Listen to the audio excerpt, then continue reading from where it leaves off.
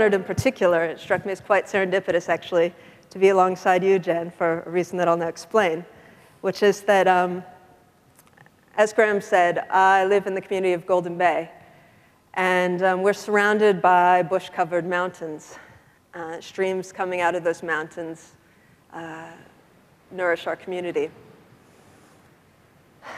And I've been part of a group of people now in our community who aren't really happy about what's happening to us, which is that the Department of Conservation and the Animal Health Board, in their attempts to eradicate possums from our forests, have been poisoning our landscape and our community for many years with 1080 poison.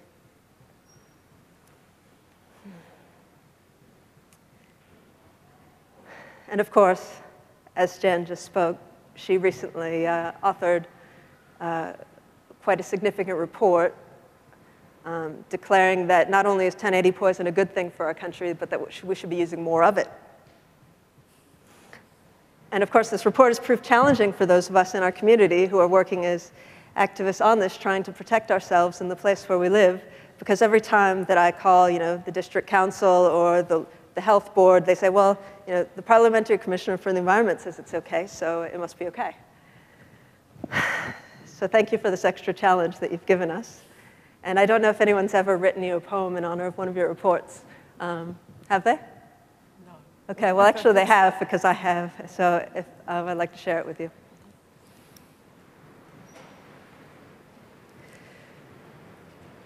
Sitting in your square office, high above concrete street, fingertips tapped keyboard. You said, I've read the reports, the poison is safe. Well, under pitched roof, under waning moon, gazing out under forest-carpeted mountain range, I, on no salary other than blood pumping my veins, put inky hand to page. You said the poison is safe. When you said safe,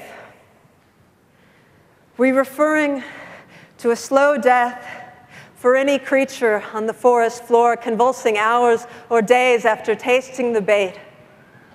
When you said safe, were you talking about helicopters humming up valleys, over streams in my community, dusting green pellets from the sky like a gentle snow? When you said safe, were you talking about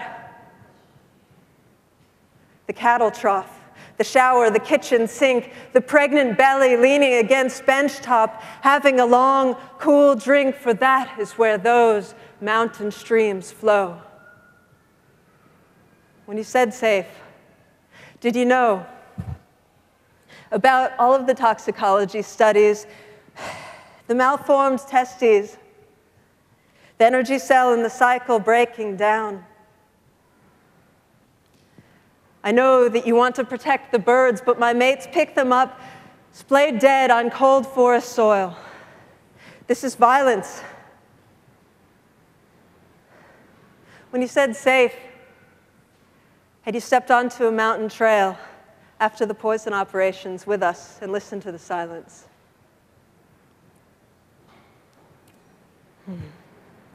And safe, was that supposed to mean like the farmers who watched their cows die and were paid off by the government quietly,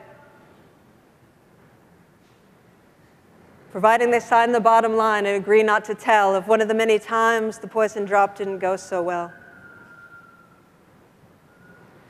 From your square office, high above concrete street, you go home at the end of the day. You sleep while I sleep under silent mountains, carpeted forest green. It's so much easier to erase what we've never seen with the stroke of a pen or tap of a key without tasting what it means.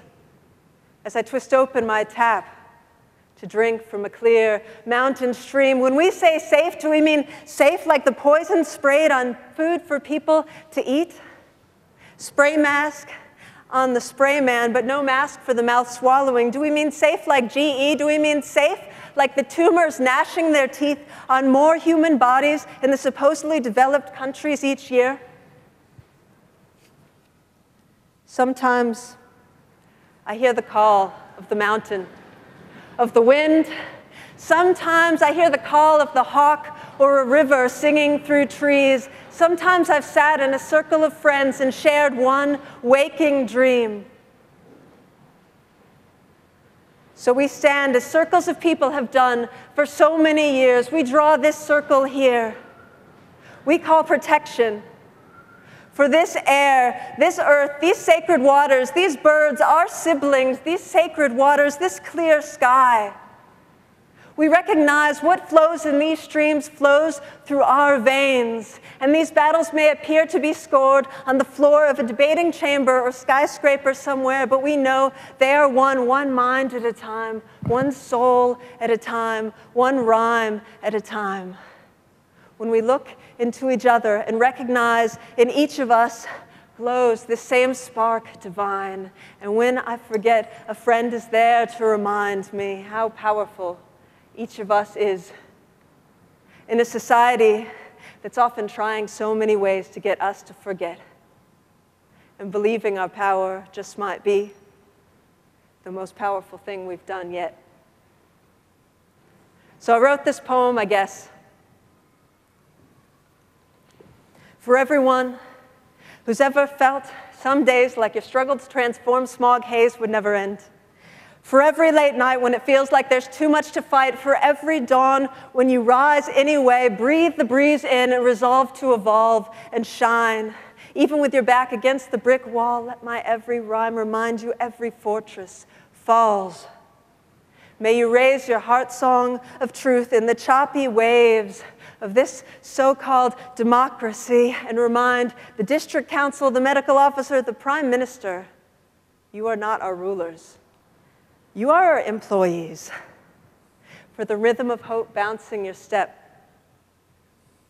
Knowing you will defend this earth even if there's only one day left. Sing into her rivers, for we were born to flow. This frequency of love from mountains to shores. Let it vibrate your core. Let this knowing raise you more. We are fragile bodies encasing divine intentions. And as dark may seem, a new earth is born as we give breath to the dream in a world where we so often believe we can't change anything. So often we don't even let ourselves see what's being done to this earth in our names. But when we each do our something, everything does change. So I'm venturing my foot tenderly out onto this frozen lake to see who's willing to step out with me. And this poem is for you too, who said it was safe, truly. You said it was safe, but you are not my enemy. And I invite you on behalf of those in my community to come home with me, to stand with us in that forest, to cup your hands and drink with us from that clear stream flowing clean. People of the valleys, ridges, and rivers, we invite you to laugh with us, to dance with us, as we rap out in the streets, as we engage, as we ring, we sing, we write, late into the night, we screen, we petition, we demonstrate, and we educate our neighbors to blink past the lies. And we embrace each other joyously, arms wrapped around each other's open chests, for there is no greater joy than this fierce love as we together reclaim responsibility for protecting the life of this earthly community. Thank you.